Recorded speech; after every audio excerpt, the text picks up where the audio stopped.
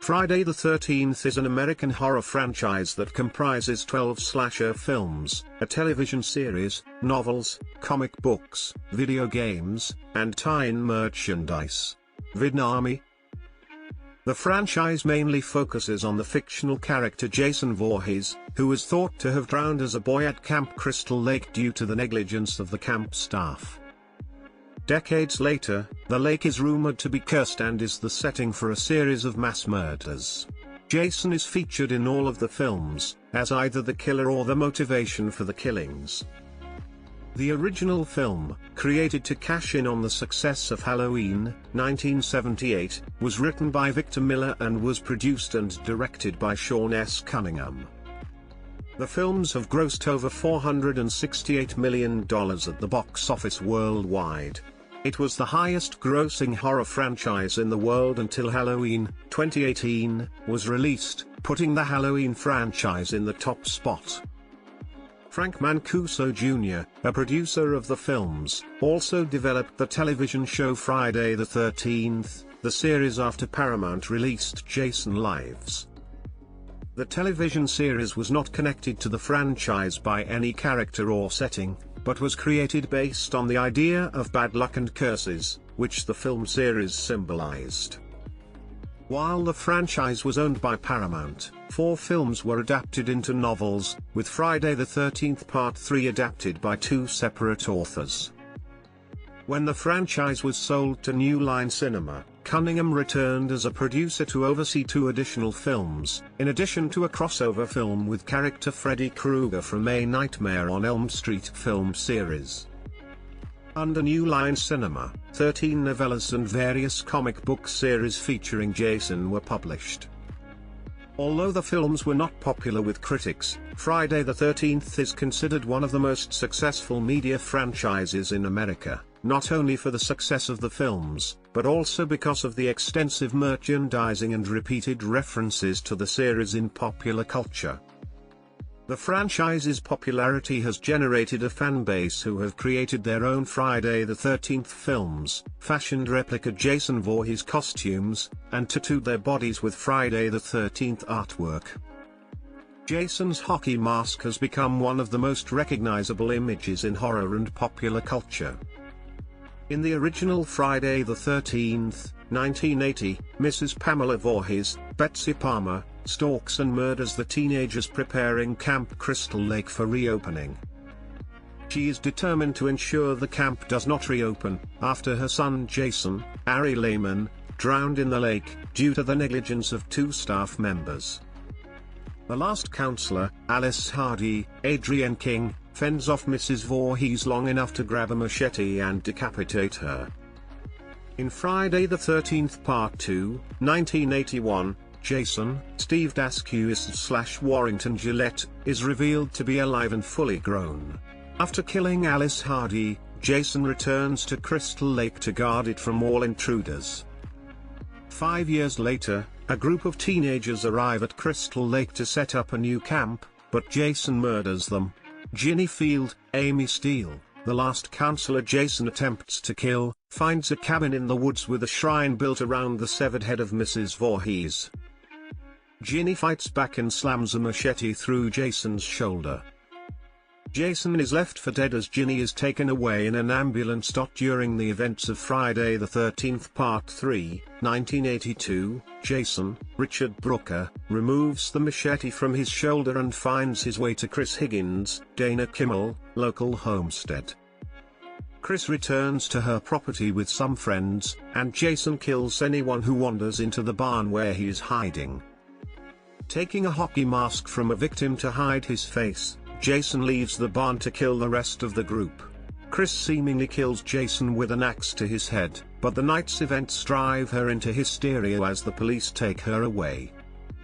Friday the 13th, the final chapter, 1984, continues where Part 3 leaves off, with Jason, Ted White, found by the police and taken to the local morgue after removing the axe. Upon arrival, Jason awakens to kill the coroner and a nurse before returning to Crystal Lake. A group of friends rent a house on Crystal Lake and fall victim to Jason's rampage. After killing the teens, Jason seeks out Trish, Kimberly Beck, and Tommy Jarvis, Corey Feldman, who live next door. While distracted by Trish, Jason is attacked and ultimately killed by Tommy. Friday the 13th, A New Beginning, 1985, follows Tommy Jarvis, John Shepard, who was committed to a mental health institution after the events of the final chapter and grew up constantly afraid that Jason, Tom Morga, would return. Roy Burns, Dick Wieand, uses Jason's persona to become a copycat killer at the halfway home to which Tommy has moved.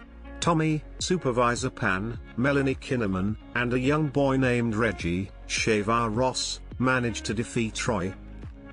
They eventually learn that Roy had a son who was murdered by one of the patients at the institution, triggering Roy to take on Jason's likeness and kill everyone there. Friday the 13th Part 6, Jason Lives, 1986, begins with Tommy, Tom Matthews, visiting Jason's grave after being released from another mental institution. Tommy inadvertently resurrects Jason, C. J. Graham, with a piece of the fence surrounding the cemetery acting as a lightning rod. Jason immediately heads back to Crystal Lake and kills the people working at the new summer camp. Tommy eventually chains Jason to a boulder that he tosses into the lake, where he leaves Jason, who is revealed to be alive. Friday the 13th Part 7, The New Blood, 1988, begins an indeterminate length of time after Jason Lives. Jason, Kane Hodder, is resurrected again by the telekinetic Tina Shepard, La Park Lincoln, who is trying to resurrect her father, whom Tina caused to drown in the lake when she was a child. Jason once again kills those who occupy Crystal Lake and is returned to the bottom of the lake after a battle with Tina. Jason is resurrected again in Friday the 13th Part 8, Jason Takes Manhattan 1989 by an underwater electrical cable. He follows a group of students on their senior class cruise to Manhattan, where he kills the ship's crew and the majority of the students. Upon reaching Manhattan, Jason chases Rennie, Jensen Daggett, and Sean, Scott Reeves, the two remaining students, into the sewers. Jason eventually melts away because the sewer is flooded with toxic waste. In Jason Goes to Hell, the final Friday, 1993, Jason, through an unexplained resurrection, is hunted by the FBI at Crystal Lake. The FBI sets up a sting that successfully kills Jason. Through possession, Jason manages to survive by passing his black heart from one being to the next. It is revealed that he has a sister and a niece, and that he needs them to get his body back. Jason resurrects himself, but his niece, Jessica Kimball, Carrie Keegan, stabs him with a mystical dagger and he is dragged into hell. Jason X, 2001, takes place in the future, when Jason has again been inexplicably resurrected. A scientist, Rowan LaFontaine, Lexa Doig, decides that cryonic suspension is the only method of stopping him, but Jason breaks free and kills the army personnel guarding him before he can be again imprisoned. Rowan manages to lure Jason into the cryo chamber, but he ruptures the tank and freezes both himself and Rowan. Over 400 years later, a team of students studying Earth discover Jason's body and take it into space. Upon being thawed by the team, he proceeds to murder everyone aboard the spacecraft. He is seemingly killed, but is then resurrected via nanotechnology as a cyborg version of himself. Finally, he is ejected into space and incinerated by Earth-2's atmosphere, his mask falling to the bottom of a lake. The next Friday the 13th film, Freddy vs. Jason, 2003, was a crossover with A Nightmare on Elm Street. Set in the contemporary period, Freddy Krueger, Robert Englund, resurrects Jason, Ken Kirzinger, and sends him to Springwood hoping that he will create enough fear among the residents that Freddy will be strong enough to invade their dreams. Jason accomplishes this but refuses to stop killing. A battle ensues both in the dream world and at Crystal Lake. The outcome is left ambiguous, as Jason surfaces from the lake holding Freddy's severed head, which winks and laughs. In 2009, a new Friday the 13th film which restarted the film series continuity was released. In this film, after witnessing his mother being beheaded at a young age, an adult Jason, Derek Mears, follows in her footsteps and kills anyone who comes to Crystal Lake. Jason subsequently kidnaps a young woman, Whitney Miller, Amanda Ragetti, who resembles his mother at a young age. 6 weeks after her disappearance, her brother, Clay Miller, Jared Padalecki, comes to look for her. The pair reunite and work together to seemingly kill Jason. The original Friday the 13th was produced and directed by Sean S. Cunningham, who had previously worked with filmmaker Wes Craven on The Last House on the Left, 1972. Cunningham, inspired by the success of John Carpenter's Halloween, 1978, wanted Friday the 13th to be shocking, visually stunning, and make you jump out of your seat. Distancing himself from The Last House on the Left, Cunningham wanted Friday the 13th to be more of a roller coaster ride. The first film was meant to be a real scary movie, and at the same time make audiences laugh. The concept for Friday the 13th began as nothing more than a title. A Long Night at Camp Blood was the working title Victor Miller used while he drafted a script, but Cunningham believed in his Friday the 13th moniker and rushed to place an advertisement in International Variety. Worrying that someone else owned the rights to the title and wanting to avoid potential lawsuits, Cunningham thought it would be best to find out immediately.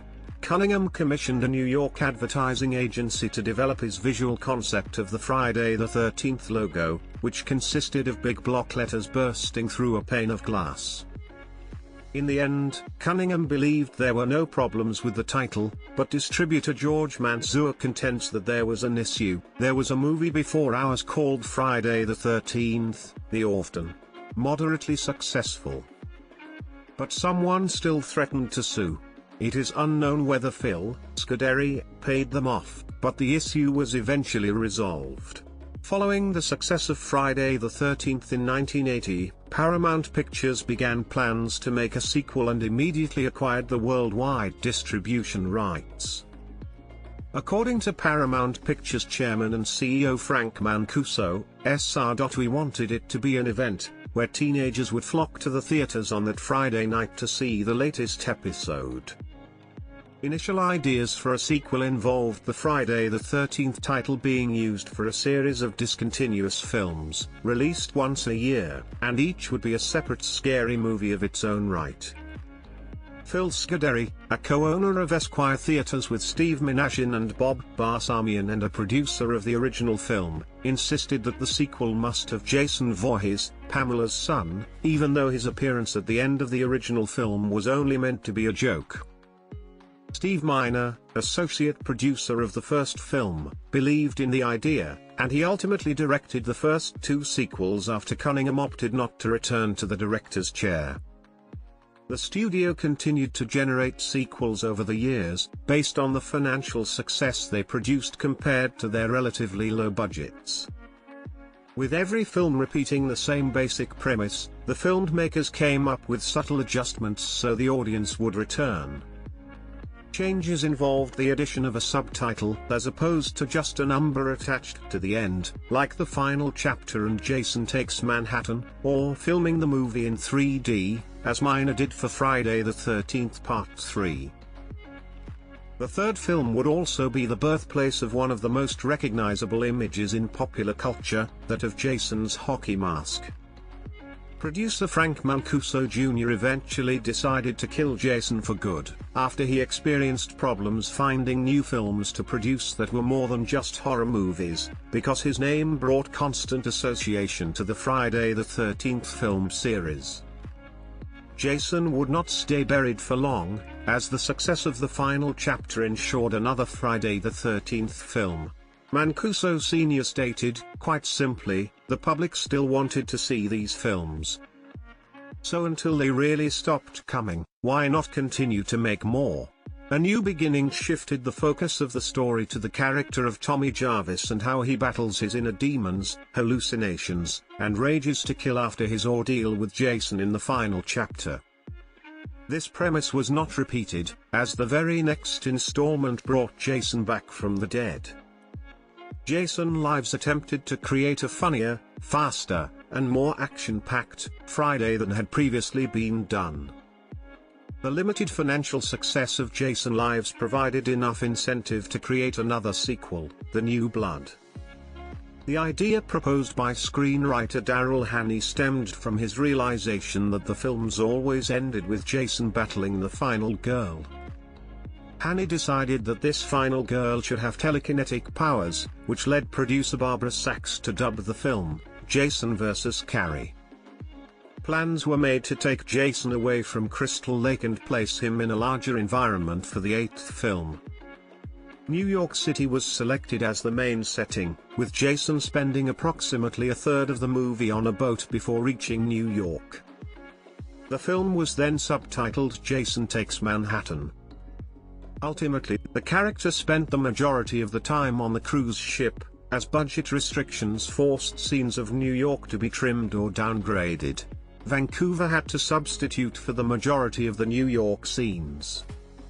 When Jason Takes Manhattan failed to perform successfully at the box office, Sean Cunningham decided that he wanted to reacquire the rights to Friday the 13th from Paramount and start working with New Line Cinema on Freddy vs. Jason, as New Line owned the Nightmare on Elm Street franchise. The concept of a fight between Freddy and Jason was not new, since Paramount had approached New Line about filming a crossover years before the latter had gained the licensing rights to Friday the 13th. At that time, both companies wanted the license to the other's character so that they could control the making of the film. Negotiations on the project were never finalized, which led Paramount to make The New Blood. After Jason Takes Manhattan was released in 1989, the rights reverted to Scuderi, Minasian, and Barsamianto, who sold them to New Line. Before Cunningham could start working on Freddy vs. Jason, Wes Craven returned to New Line to make New Nightmare. This effectively put Freddy vs. Jason on hold, but allowed Cunningham the chance to bring Jason back into the spotlight with Jason Goes to Hell. The ninth installment turned a healthy profit, though it was only intended to open the door for a crossover with Freddy Krueger rather than to start a new series for New Line. Ultimately, the film series would go through another sequel before that would happen. Cunningham's frustration with the delayed development of the Freddy vs. Jason project forced him to create another sequel in an effort to keep the franchise in the minds of audiences. Based on Jason Takes Manhattan's concept of taking Jason away from Crystal Lake, the 10th film would put the titular character in space. The film suffered from the loss of its biggest supporter, president of production Michael DeLuca, when he resigned from his position. Lack of support forced the finished film to sit for 2 years before finally being released on April 26, 2002, and it would go on to become the lowest-grossing film in the franchise at the domestic box office.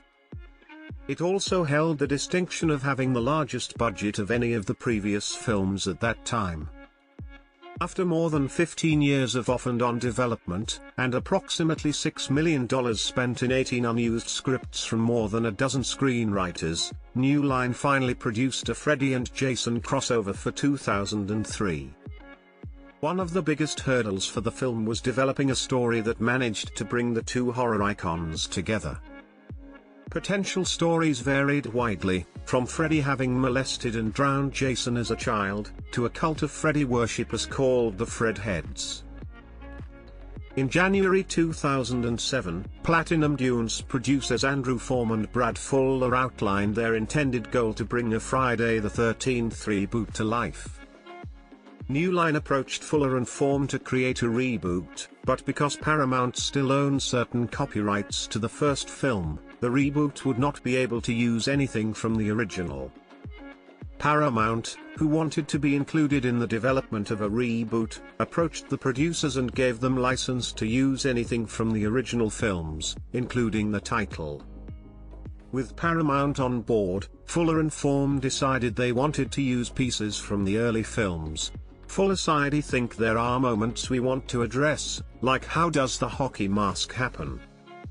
Shannon and Swift, writers of Freddy vs. Jason, were brought on to pen the script for the new film, with Marcus Nispel, director of the Texas Chainsaw Massacre remake of 2003, hired in November 2007 to direct.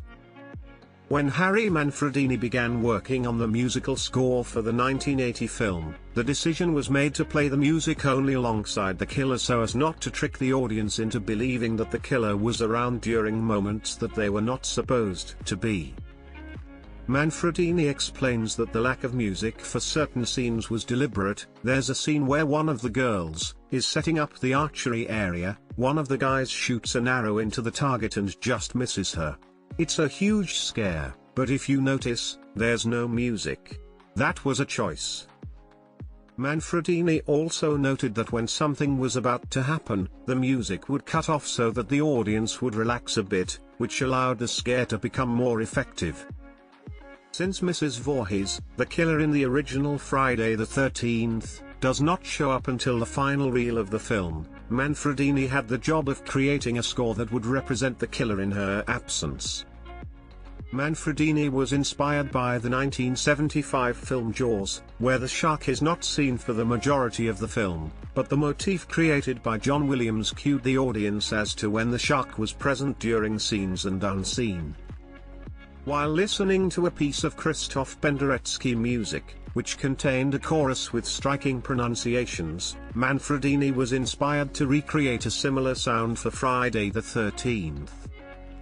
He came up with the sound ki ki ki, ma ma ma, based on the linear ki ki ki, ma ma, which Mrs. Voorhees recites repeatedly in the final reel. The ki comes from kill, and the ma from mommy. To achieve the unique sound he wanted for the film, Manfredini spoke the two words harshly, distinctly, and rhythmically into a microphone and ran them into an echo reverberation machine. Manfredini finished the original score after a few weeks and recorded it in a friend's basement. Victor Miller and assistant editor Jay Kuiper have commented on how memorable the music is, with Kuiper describing it as iconographic. Everybody thinks it's cha, cha, cha. I'm like, cha, cha, cha. When Manfredini returned for the first sequel, he had an easier time composing since he only needed to perfect what he had already created. Over the course of the sequels, Manfredini loosened the philosophy that the theme should be reserved just for the killer. Manfredini describes the style of the sequels as more of a setting 'em up and knocking 'em down approach, which meant that there were more MacGuffins and red herrings that required the killer's theme music be played to try to trick the audience. Manfredini explains, the original had the real myopic approach, and then we had to start thinking of the sequels as more conventional films. For Part 3, Manfredini only returned to score the first and last reels of the film because he was busy with a Broadway production. Jack Tiller pieced together portions of the score from the first two films to fill the remaining time for Part 3, while Michael Zygar composed an opening and closing theme. Manfredini and Zygar met at the latter's apartment, where Zygar scored the original opening theme using a disco beat. Manfredini returned for the final chapter, and although there were similar elements to the score, everything was newly recorded for the fourth Friday the 13th. When he began work on the score for A New Beginning, Manfredini created a theme just for the character of Tommy Jarvis. The idea was to suggest that there was madness afoot, which he believed helped to point the finger at various characters. To suggest that things were not as you might expect. For Jason Lives, Tom McLaughlin instructed Manfredini to create a score that would not alert the audience about what was happening or about to happen, but instead allow the audience to do it to themselves.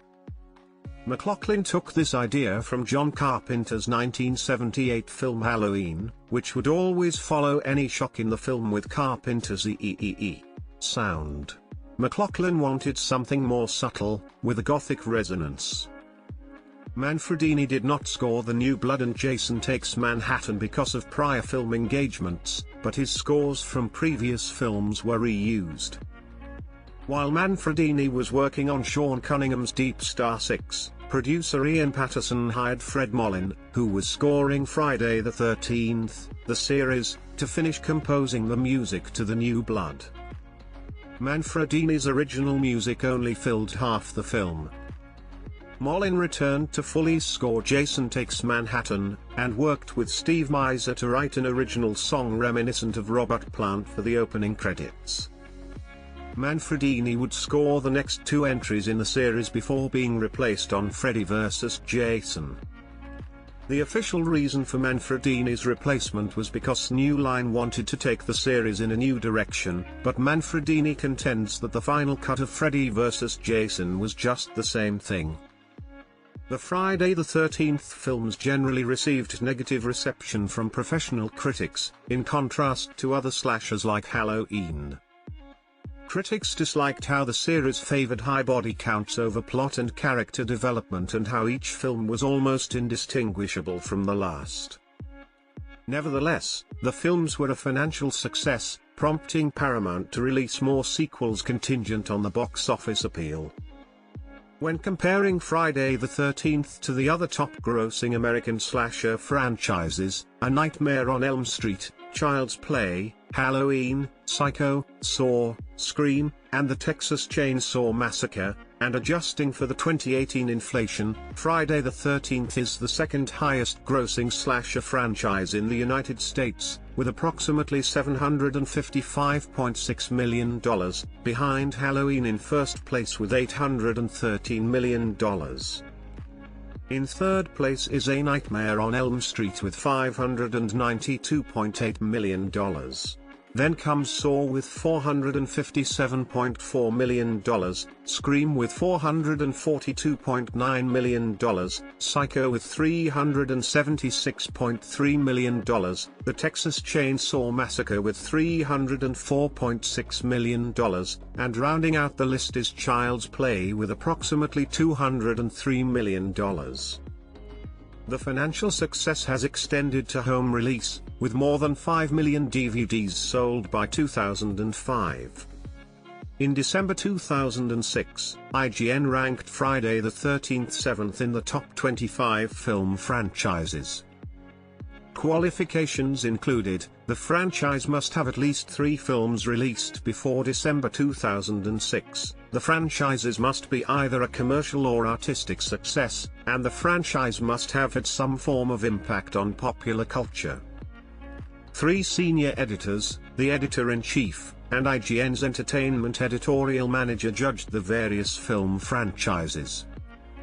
In commenting on Friday the 13th's 7th place ranking, the general consensus among the reviewers was that even though the Halloween franchise started the slasher genre, Friday the 13th became one of the most influential franchises of the 1980s, and that its commercial success through 11 films, novelizations, comic books, and other collectibles is proof of its legacy.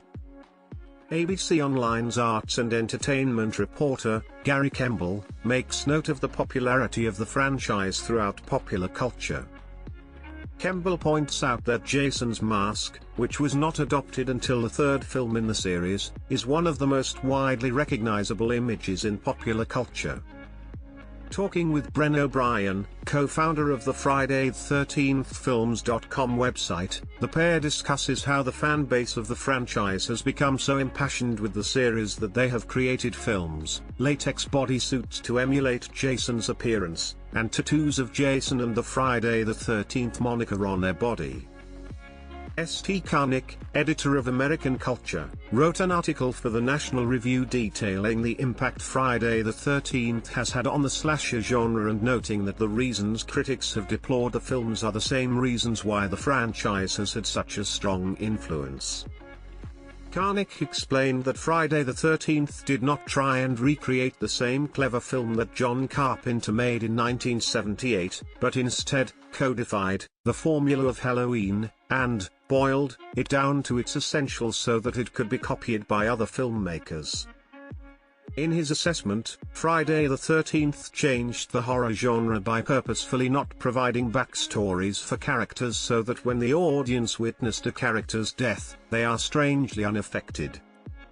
Instead, Friday the 13th focuses on the history and motivations of the killer, who would exact revenge not on the people directly responsible, but on innocent people. A formula Carnick notes was replicated in A Nightmare on Elm Street, Child's Play, Scream, I Know What You Did Last Summer, Saw, the Hannibal Lecter films, and the Halloween sequels. As Carnick sees it, these films spoke directly to fears of increasing crime and social dislocation, and provided audiences with ways to detach from these worries and conquer their fears of violence by laughing at it. In Carnick's eyes, contemporary critics have failed to see how the film has affected audiences and subsequently branded the film series as both irresponsible, for numbing audiences to violence, and puritanical, for showing the murders of sexually active teens. Quoting director John Carpenter, Carnick emphasized that teens thus dispatched became victims not as punishment for sexual activity but simply because they were too preoccupied to notice the presence of a murderer. Pointing to Roger Ebert as a prime example of how critics have misunderstood the films, Ebert wrote that during a screening of Friday the 13th Part 2, he noticed that the audience had no sympathy for the victims and cheered during death scenes. Carnick explains that Ebert's remarks show how the film series forces audiences to experience the very thing that motivates the murders, a lack of compassion. In closing, Carnick suggested that these films were not puritanical, but proved that audiences could be just as indifferent and callous as the characters in the films. Shortly after the 2009 Reboot's theatrical release, producers Brad Fuller and Andrew Form expressed an interest in producing another Friday the 13th film, citing the enjoyment they had working on the Reboot. In October 2009, Warner Bros. Pictures announced that it planned to release the Friday the 13th sequel on August 13, 2010. Subsequently, on December 10, Warner Bros. Announced that it had pulled the sequel from the planned release slot and listed its release as TBD, to be determined. Warner Bros. Also announced that Damien Shannon and Mark Swift were penning the sequel. In April 2010, Fuller announced on his Twitter page that a sequel to the 2009 remake was no longer in the works, declaring it dead, not happening. In a later interview, Fuller explained that the 2009 reboot was the result of a joint effort between Paramount and New Line Cinema, as both owned portions of the Friday the 13th franchise. With financial problems, both studios were limiting the films they produced each year, opting to produce films carrying lower risks and higher rewards. Accordingly, the companies put Friday the 13th Part 2 on hold in hopes that they would move forward with this next installment when the economy bounced back. Form explained that neither studio would walk away from the sequel's production to allow the other to move forward as the primary producing house, each studio concerned that its players would look like idiots should the sequel perform well without its involvement. Form and Fuller also mentioned that the Friday the 13th sequel may be a 3D film, should it ever again be greenlit for production by the studios. In February 2011, Fuller announced via Twitter that Shannon and Swift had completed writing a script for the sequel. He was ready to begin production, but that New Line Cinema was not. In June 2013, Warner Bros. Relinquished its film rights to the Friday the 13th series to Paramount as part of a deal that would allow Warner Bros. To co-produce Interstellar. 1 week later, Derek Mears revealed that Paramount was working with Platinum Dunes to make a new installment as fast as possible. David Bruckner was set to direct the next installment of Friday the 13th. Bruckner's original script was co-written with Ian Goldberg and Richard Nung and was a found-footage film, as mandated by the studio. After altering the release date numerous times, Paramount set the film for a May 13, 2016 release date. In March 2015, TV writer Nick Antosca was announced to write the script. In October 2015, Paramount pushed back the film's release date to January 13, 2017. 2 months later, Aaron Zykowski was negotiating a deal to write a new script, but Bruckner, who had purportedly left the project in 2015, was no longer involved as a director. At the end of May 2016, Fuller revealed that the reboot would be an origin story for Jason, and his mother would be in the film. On August 8, Breck Eisner was in talks to direct the reboot. In September, Paramount pushed back the reboot's release date from January 13, 2017 to October 13, 2017. In January 2017, the reboot's working title was reported as Friday the 13th, Part 13. Platinum Dunes was looking for someone to play a young Jason Voorhees, and production to begin in March 2017, slated for October 13, 2017 release date. On February 6, Paramount officially cancelled the project, and Paramount assigned the planned October release date to its upcoming film, Mother. On October 10, Shannon and Swift revealed the title of their proposed sequel, Friday the 13th, Camp Blood, The Death of Jason Voorhees. The rights to the franchise reverted to New Line/Warner Brothers in 2018. Victor Miller, who wrote the original Friday the 13th screenplay, asserted that Horror Incorporated derived its current copyright to the screenplay from Miller's transfer of copyright to Horror Incorporated's predecessor in interest, the Manny Company. Miller sent a notice of termination to Horror Incorporated on January 26, 2016, purportedly reclaiming his rights to the screenplay and the content contained therein through termination of the transfer of rights he had formerly made to the Manny Company. Original film producer Sean S. Cunningham claims that Miller wrote the screenplay for Friday the 13th as a work made for hire for the Manny Company. Under copyright law, an employer is considered the statutory author and copyright holder if a work is made in the employee's scope of employment. If, as Cunningham contends, Miller wrote the screenplay as the Manny Company's employee, he never held a copyright to the screenplay to transfer or reclaim. A lawsuit seeking the parties' declaration of rights was filed in a federal court in Connecticut. On September 28, 2018, Miller won the rights against Cunningham. Cunningham appealed, the appeal was withdrawn due to technical reasons, and then reinstated by the deadline of April 12 following year. In October 2018, LeBron James and his production company Spring Hill Entertainment, alongside Vertigo Entertainment, were in talks to co-produce the next film. A month later, screenwriter Clint Ford started writing a prequel screenplay for the franchise titled Friday the 13th, The Beginning. In July 2019, Tom McLaughlin, writer and director of Friday the 13th Part 6, Jason Lives, revealed that he authored a speculative script for a sequel film titled Jason Never Dies. McLaughlin confirmed the film would have served as a direct sequel to Jason Lives, ignoring the other films in the franchise. On September 30, 2021, Victor Miller won the domestic rights for the lawsuit,